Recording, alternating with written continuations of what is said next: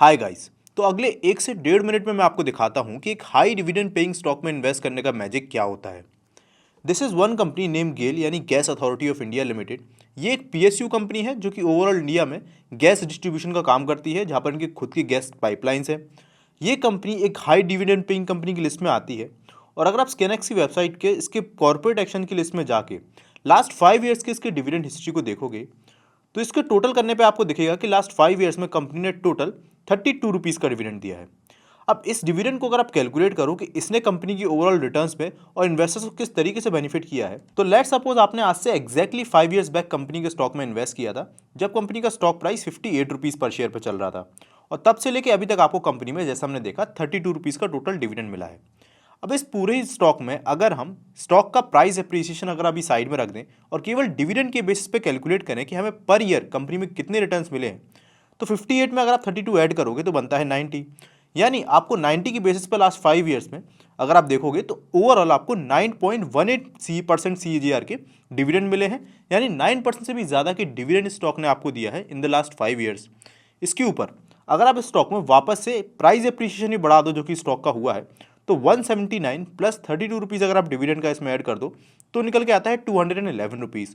और इसको अगर आप CAGR टर्म्स में कैलकुलेट करोगे द लास्ट 5 ईयर्स रिटर्न्स, तो आपके स्टॉक में बनते हैं 29% से भी ज़्यादा के रिटर्न्स CAGR टर्म्स में इन दीज लास्ट 5 ईयर्स। और ये कोई इकलौता केस नहीं है। अगर आप एक और एग्जाम्पल देखो of a high dividend stock जिसका नाम है कैनरा बैंक। कैनरा बैंक के केस में भी अगर आप एग्जैक्टली सेम ड्यूरेशन का डिविडेंड कैलकुलेट करो तो आज से 5 ईयर्स बैक अगर आपने स्टॉक में इन्वेस्ट किया होता तो कंपनी का स्टॉक चल रहा होता 17 रुपीज़ पर शेयर पर। तब से लेके अभी तक अगर आप कंपनी में टोटल डिविडेंड काउंट करोगे in this corporate action list, तो टोटल कंपनी ने लास्ट 5 ईयर्स 25 रुपीज़ का डिविडेंड दिया है। यानी अगर आप इस डिविडेंड के रिटर्न्स फिर से कैलकुलेट करो तो 25 पर प्लस 70 निकल के आता है 42। तो यानी निकल के आएगा कि लास्ट 5 ईयर्स में कंपनी ने आपको 19.8% CAGR के रिटर्न्स केवल डिविडेंड के तौर पे दिए हैं, जो कि हर साल में डिवाइडेड है।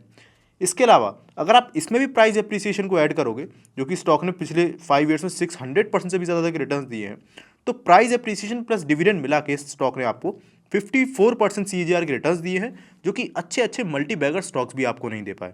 इस चीज़ से मैं क्या दिखाना चाहता हूँ कि अगर आपने अपनी लिस्ट में एक सही डिविडेंड स्टॉक चूज़ किया है और आपके पास एक राइट फ्रेमवर्क है कि कैसे आप एक सही डिविडेंड स्टॉक को आइडेंटिफाई कर सकते हो, तो ऐसे में आपको स्टॉक मार्केट से लॉन्ग टर्म में एक एक्स्ट्रा पैसिव इनकम के साथ साथ एक एक्स्ट्रा ऑर्डिनरी रिटर्न्स भी लॉन्ग टर्म में मिल सकते हैं। और कैसे आप इन हाई क्वालिटी डिविडेंड स्टॉक्स को आइडेंटिफाई कर पाओगे, यही इस फ्रेमवर्क के बारे में आज की इस वीडियो में मैं आपको बताऊंगा। सो वीडियो को एंड तक देखिएगा एंड वीडियो काफ़ी ज़्यादा इन्फॉर्मेटिव होने वाला है। एंड प्लीज़ वीडियो को लाइक करके चैनल को सब्सक्राइब भी कर दीजिएगा and do press that bell icon, जिससे इस तरीके के इन्फॉर्मेटिव वीडियोस की नोटिफिकेशन आपको सबसे पहले मिल जाए। सो वीडियो को हम स्टार्ट करते हैं और हम डायरेक्टली स्कैनएक्स की वेबसाइट पे जाएंगे, जहां पर ये कस्टम स्टॉक स्क्रीनर हम प्रिपेयर करेंगे और मैं आपको स्टेप बाय स्टेप बताऊंगा कि आपको कैसे अपने लिए कस्टम स्टॉक स्क्रीनर प्रिपेयर करना है। तो देखिए, स्कैनएक्स की वेबसाइट पे जाके सबसे पहले यहाँ पर आपको एक क्रिएट का जो ऑप्शन दिखेगा, इस पर क्लिक कर देना है। और इस पर क्लिक करने के बाद कुछ आपको इस तरीके से न्यू स्क्रीन देखने को मिल जाएगी। सबसे पहला काम करिए, यहाँ पर आपको जो ये डिलीट वाला ऑप्शन देखने को मिल रहा है, इस पर क्लिक करके जो ऑलरेडी सारे जो इंडेक्सेस और सेक्टर वगैरह वाले फिल्टर्स लगे हुए हैं, इनको आप हटा दीजिए और हम एक शुरुआत से 0 से एक स्क्रीन क्रिएट करेंगे। तो ऐसे में हमारा जो सबसे पहला फिल्टर आएगा वो आएगा डिविडेंड यील्ड का, जहाँ पर हम ऐड फिल्टर पे जाके यहाँ पर डिविडेंड यील्ड सर्च करेंगे और डिविडेंड यील्ड में हम सर्च करेंगे कि हमें ऐसे स्टॉक्स चाहिए जिनका डिविडेंड यील्ड मिनिमम 3% या उससे ज़्यादा का हो। तो यहाँ पर हमें ऑलमोस्ट 62 स्टॉक्स की अभी लिस्ट देखने को मिल गई है। अब ये डिविडेंड यील्ड हमने 3% क्यों रखी है और इस डिविडेंड यील्ड का मतलब क्या होता है? तो देखिए, डिविडेंड यील्ड को कैलकुलेट करने का फॉर्मूला होता है total amount of dividend paid by company in 12 months, उसको हम डिवाइड करते हैं कंपनी के करंट स्टॉक प्राइस से। यहाँ पर अगर मैं आपको वापस से कैनरा बैंक के एग्जाम्पल से ही समझाऊँ, तो कैनरा बैंक के केस में यहाँ पर आप कॉर्पोरेट एक्शंस में देख सकते हो कि कंपनी ने 2025 में केवल 13 जून को एक डिविडेंड अनाउंस किया था 4 रुपीज़ पर शेयर का। तो ये हमारे न्यूमिनेटर में आ जाएगा और डिनोमिनेटर में हमारा करंट स्टॉक प्राइस आ जाएगा, जो कि है 127 रुपीज़ का। अब इसके केस में अगर हम निकालेंगे कि हमारा डिविडेंड यील्ड क्या निकल के आएगा, तो इसका नंबर निकल के आएगा 3.14% का। और ये चीज़ कंपनी के की फंडामेंटल्स के डेटा में भी आपको देखने को मिल जाएगी कि कंपनी का डिविडेंड यील्ड यहाँ पर मेंशन्ड है 3.12% का, जो कि एवरेज डिविडेंड यील्ड है। और ये चीज़ हमें क्लियर वर्ड्स में ये बताती है कि कंपनी अपने करंट स्टॉक प्राइस पे कितने परसेंट का डिविडेंड अपने इन्वेस्टर्स को हर साल दे रही है। तो इसमें 3.12% हमने निकाला। अब यहाँ पर दो क्वेश्चंस निकल के आते हैं। पहले तो हमने डिविडेंड यील्ड के अपने फिल्टर में ये जो डिविडेंड यील्ड का पैरामीटर है उसको मिनिमम 3% ही क्यों रखा। और सेकेंडली, जब हमने पहले कैनरा बैंक का एग्जाम्पल लिया था तब तो लास्ट 5 ईयर्स में डिविडेंड के बेसिस पे हमें 19% CAGR के रिटर्न्स देखने को मिल रहे थे, तो फिर अभी हमें 3% की डिविडेंड यील्ड कैसे देखने को मिल रहा है। तो इन दोनों ही चीज़ों का आंसर मैं आपको बारी बारी देता हूँ। तो देखिए, सबसे पहले अगर हम बात करें कि पहले कैसे हमें 19% CAGR के रिटर्न्स देखने को मिले थे, तो आप याद रखिए कि पहले के केस में हमने ये देखा था कि लास्ट 5 ईयर्स पहले अगर हम स्टॉक में इन्वेस्ट करते तो आज के टाइम हमारा डिविडेंड टोटल कितना बनता। तो ऐसे में हमारी वैल्यू वो ऐसे कैलकुलेट है। और ऐसे ही सिमिलर तरीके से मान के चलिए, अगर कोई पर्सन आज कैनरा बैंक के स्टॉक में इन्वेस्ट करता है और कल को ये जो स्टॉक है जो कि करंटली अभी हमें स्टॉक प्राइस के टर्म्स में 127 रुपीज़ का दिखा रहा है, मान के चलिए 250 या 300 रुपीज़ का हो जाता है, ऐसे में तब अगर कंपनी 3% का डिविडेंड देती है तो उस टाइम इन्वेस्ट करने वाले पर्सन के लिए तो वो 3% का डिविडेंड होगा, पर आज के टाइम जो इन्वेस्ट करेगा उसके लिए वो जो डिविडेंड की वैल्यू है वो 6% से भी ज़्यादा की हो जाएगी। तो इसीलिए प्राइस एप्रिसिएशन के फॉर्म में डिविडेंड हमें छोटा लगता है, पर एक्चुअली में जो पर्सन लॉन्ग टर्म में कैलकुलेट करता है डिविडेंड, उसके लिए वो काफ़ी ज़्यादा निकल के आता है। अब इस एग्जाम्पल का मतलब ये मत समझिएगा कि Canara bank one of the best dividend paying stock है और आपको कल जाके इसमें इन्वेस्ट कर देना है।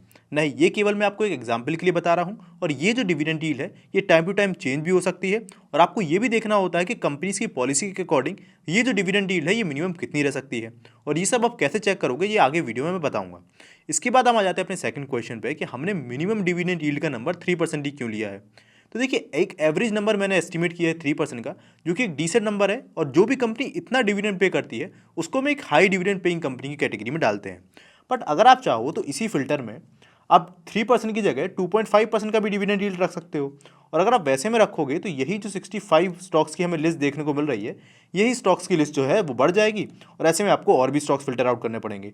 तो ये कंप्लीटली आप पे डिपेंड करता है कि आपको ये डिविडेंड यील्ड का नंबर कितना रखना है। अब इसके बाद हमारा सेकंड फिल्टर आता है मार्केट कैपिटलाइजेशन का, बिकॉज हमें यहाँ पर ये भी देखना है कि जिन कंपनीज को हम सिलेक्ट कर रहे हैं वो साइज में कितनी बड़ी होनी चाहिए। अब इसमें जनरली हम एक बहुत छोटी साइज़ की कंपनी नहीं लेते, बिकॉज छोटी साइज़ की कंपनी के केस में उनके प्रॉफिट भी इनकन्सिस्टेंट होते हैं, और ज़्यादातर छोटी कंपनीज अपनी ग्रोथ पे फोकस करती हैं, तो वो ज़्यादा हाई डिविडेंड पेइंग कंपनी नहीं होती। तो यहाँ पर आप ऐड फिल्टर्स पे जाके जब मार्केट कैप का फिल्टर लगाओगे तो हम इसको रख लेते हैं कि मिनिमम उस कंपनी का जो मार्केट कैपिटलाइजेशन है वो 5000 करोड़ या उससे ज़्यादा का ही होना चाहिए, और इससे अगर कम का वो कंपनी होगी तो ऐसे में उसको हम चूज़ नहीं करेंगे, बिकॉज इनके केस में ज़रूरी नहीं है कि आपको एक कंसिस्टेंट डिविडेंड देखने को मिले। अब इसके बाद हमारा जो थर्ड फिल्टर आ जाता है वो आ जाता है EPS का, बिकॉज हमें ये भी देखना है कि अर्निंग्स जो कंपनी की है वो कहीं नेगेटिव तो नहीं जा रही। तो यहाँ पर हम ऐड फिल्टर पे जाके जो हमारा EPS है इसके फिल्टर को ऐड कर लेंगे, और इसमें यहाँ पर हम 0 लिख देंगे मिनिमम में, और मैक्सिमम वो EPS कितना भी हो सकता है। अब यहाँ पर आप ये पूछ सकते हो कि EPS जो ग्रोथ है उसको हमने 0 या उससे ज़्यादा ही क्यों रखा, और 10, 15 या ऐसा कोई नंबर क्यों नहीं रखा। तो देखिए, इसके पीछे का भी रीज़न है कि जो जनरली कंपनीज डिविडेंड पेइंग होती हैं उनके केस में वो साइज़ में काफ़ी ज़्यादा बड़ी होती हैं पहले तो, और उनका EPS ग्रोथ इतना ज़्यादा कंसिस्टेंट नहीं होता, बिकॉज उनका फोकस ही नहीं होता कि ईयर बेसिस पे वो अपनी EPS को बढ़ाएं, बल्कि उनका EPS अगर आपको कंसिस्टेंट 0 से ऊपर देखने को मिल रहा है तो वही बहुत है। बिकॉज अगर उनका फोकस EPS ग्रोथ बनाने पे होता तो ऐसे में वो कंपनी की प्रॉफिटेबिलिटी ज़्यादा तेज़ बढ़ाने पे फोकस करती, और अपना जो प्रॉफिट है उसको वापस से री इन्वेस्ट कर देती है अपने बिजनेस में, और ऐसी कंपनीज आपको जनरली ज़्यादा हाई डिविडेंड पे नहीं करती। तो इसीलिए हमने EPS ग्रोथ को 0% या उससे ज़्यादा का रखा। अब इसके बाद जो हमारा नेक्स्ट फिल्टर आ जाता है वो आ जाता है रेवेन्यू ग्रोथ का, और रेवेन्यू ग्रोथ के टर्म्स में भी हम 3 ईयर्स का रेवेन्यू ग्रोथ देखेंगे। तो यहाँ पर अगर आप रेवेन्यू ग्रोथ देखो तो परसेंटेज वाइज यहाँ पर हम 3 ईयर्स को सिलेक्ट करेंगे, और 3 ईयर्स के केस में जो हमें रेवेन्यू ग्रोथ टारगेट करना है उसका हमें कोई स्पेसिफिक ऐसे टारगेट तो नहीं है, बट स्टिल हम देख लेते हैं कि उसका जो रेवेन्यू ग्रोथ हो एटलीस्ट 5% तो हो ही। अब इसमें भी सेम रीज़न है कि 5% हमने इसलिए रखा है बिकॉज अगर कोई गेल इंडिया ऐसी कंपनी है जो कि लाखों करोड़ों की है, तो ऐसे केस में उनका जो 5% का भी रेवेन्यू ग्रोथ है वो एक काफ़ी ज़्यादा हाई नंबर निकल के आ जाता है। और इस तरह की जनरली बिजनेस जो होते हैं उनकी कंसिस्टेंट और एक काफ़ी नॉमिनल ग्रोथ होती है, और ये आपको ईयर बेसिस पे अपने रेवेन्यू को 20 या 15% से ग्रो करते देखने को नहीं मिलेंगे। तो इसके केस में हमने रेवेन्यू ग्रोथ को 5% का फिल्टर यहाँ पर लगा दिया। अब रेवेन्यू ग्रोथ के फिल्टर को लगाने के बाद जो हमारा नेक्स्ट फिल्टर आएगा उसको हम बोलते हैं ROCE, यानी रिटर्न ऑन कैपिटल एम्प्लॉयड। और ROCE ग्रोथ के फिल्टर को अगेन हम यहाँ पर ऐड करेंगे, और ROCE के फिल्टर को ऐड करने के बाद हम इसमें भी 3 ईयर्स का नंबर देखेंगे। पर ROCE के केस में हम मिनिमम ये ज़रूर देखेंगे कि हमारा रिटर्न ऑन कैपिटल एम्प्लॉयड जो है वो एटलीस्ट 10% या उससे ज़्यादा का हो, बिकॉज अगर आरओसी कम में ग्रो करेगा तो ये भी हो सकता है कि आने वाले टाइम में कंपनी के केस में आपको जो डिविडेंड है ये कंसिस्टेंट देखने को ना मिले। तो एटलीस्ट इसको हम 10% रखेंगे, जिससे हमारे पास ज़्यादा क्वालिटी डिविडेंड स्टॉक्स देखने को मिले और हमें कोई बहुत बड़ी लिस्ट नहीं चाहिए डिविडेंड स्टॉक्स की। तो यहाँ पर अगेन हमने 3 ईयर्स के बेसिस पे 10% का अपना जो नंबर है उसको ऐड कर लिया। अब इसके बाद हमारा अगला एक इंपॉर्टेंट फिल्टर आ जाता है डेट टू इक्विटी रेशियो का। अब ये क्यों इंपॉर्टेंट है? क्योंकि देखिए, हो सकता है कोई अगर बहुत बड़ी कंपनी है और वो डेट ओरिएंटेड अगर बिजनेस करती है, फॉर एग्जांपल बैंक्स वगैरह, तो ऐसे केस में उनका डेट हाई हो। पर हमें इतना ज़्यादा हाई डेट भी नहीं चाहिए कि कंपनी उसको सस्टेन ही ना कर पाए और उस डेट को चुकाने की बजाय लोन ले लेके कंपनी आपको डिविडेंड पे करे, जो कि हमें वेदांता के केस में देखने को मिलता है कि भले ही कंपनी के केस में डेट बहुत ज़्यादा है पर कंपनी लोन ले लेके डिविडेंड पे करती है, बिकॉज कंपनी की शेयर होल्डिंग में सबसे ज़्यादा जो हिस्सा है वो प्रोमोटर्स का है, तो प्रोमोटर्स का इससे फ़ायदा होता है। तो मैंने आपको बोला था कि हमें डिविडेंड पेइंग स्टॉक्स में भी हाई क्वालिटी स्टॉक्स चाहिए, तो हम 0.5% की रेंज रखेंगे कि कंपनी से केस में जो डेट टू इक्विटी रेशियो हो वो 0.5% से ज़्यादा ना हो, जिससे आप क्वालिटी कंपनीज को आइडेंटिफाई कर पाओ। इसके बाद हमारा जो नेक्स्ट फिल्टर हम ऐड करेंगे वो आएगा नेट प्रॉफिट मार्जिन का, और इसमें भी हम यही देखेंगे कि हमारा जो नेट प्रॉफिट मार्जिन है कंपनी का वो 0% या उससे कम ना हो, यानी नेगेटिव नहीं होना चाहिए प्रॉफिट मार्जिन। और सेम रीज़न है कि गेल जैसी जो बड़ी कंपनीज है ये प्रॉफिट ओरिएंटेड नहीं है कि ज़्यादा से ज़्यादा ये प्रॉफिट बनाए, बस इनका फोकस है कि लॉसेज ना बनाए। तो हमारा नेट प्रॉफिट मार्जिन का जो बिजनेस है अगर इस 0% से ऊपर है तो ये हमें इस चीज़ की श्योरिटी देता है कि कंपनी लॉसेज नहीं बना रही है। और यहाँ पर अगर हमें वन ईयर का ऑपरेटिंग कैश फ्लो का अगर हम एक और फिल्टर ऐड करें लास्ट में, तो इस ऑपरेटिंग कैश फ्लो के नंबर को भी मान के चलिए यहाँ पर हम ऐड कर लें। तो give me a second, operating cash flow, इसके फिल्टर को भी हम ऐड कर लेते हैं। और ऑपरेटिंग कैश फ्लो के हमने नंबर को लास्ट 1 ईयर के 0 या फिर आप 10 भी रख सकते हो। और इसके बाद इस फिल्टर को जैसे ही आपने लगाया, यहाँ पर आपको ऑलमोस्ट 7 स्टॉक्स की लिस्ट देखने को मिल रही है, जो कि हमारे टॉप क्वालिटी डिविडेंड स्टॉक्स में देखने को मिल रहे हैं आउट ऑफ द 65 स्टॉक्स जो कि हमें शुरुआत में लिस्ट देखने को मिले थे। अब इन डिविडेंड स्टॉक्स पे आपको फर्दर अपनी रिसर्च करनी है on the quality and fundamental of these companies and फिर अपने लिए एक सही डिविडेंड स्टॉक को चूज करना है।